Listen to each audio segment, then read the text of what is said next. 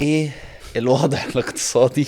لان ده طبعا سؤال الساعة. وخلينا نقول كمان انه النقاش عن موضوع الاستحواذات الخارجية، ميزان المدفوعات في مصر كان في أزمة عميقة، او ممكن نبص له على ان هو في أزمة مزمنة خلال 20 سنة اللي فاتت، من لحظة التعويم او التخفيض الاولاني للعملة في 2003. وده لانه الحكومة المصرية قررت في 2003 ان هي تتبع ما يسمى بالاوبن كابيتال اكاونت، او حساب راس مالي مفتوح. الحساب راس مالي المفتوح ده هو ببساطه ايه؟ لو جينا نفكر فيها، مثلا وقت عبد الناصر كان الناس بتقول انه مصر بلد او اقتصاد مغلق. ايه المقصود بالاقتصاد المغلق ده؟ انه ببساطه انت الاستيراد والتصدير مش مفتوح لكل حاجه. الدوله بتتدخل في تحديد ايه اللي بيتم تصديره، بتتدخل في تحديد ايه اللي بيتم استيراده. مع الانفتاح حصل انفتاح تدريجي في ده من 74، يعني واحنا جايين حصل انفتاح تدريجي. مع التسعينات كان تقريبا مصر خلاص بقت بلد منفتح اقتصاديا على العالم بشكل كبير. اعتقد ان احنا دخلنا منظومه التجاره في نص التسعينات، منظومه التجاره العالميه، فدي كانت لحظه فارقه بالنسبه لمصر. يعني انه دخول منظومه التجاره هو شيء مهم جدا للبلدان الناميه، او مش عايزين نبص برضو لوضع منظومه التجاره دلوقتي لان هي بتعاني من ازمات كبيره، بس منظومه التجاره في التسعينات كانت بمثابه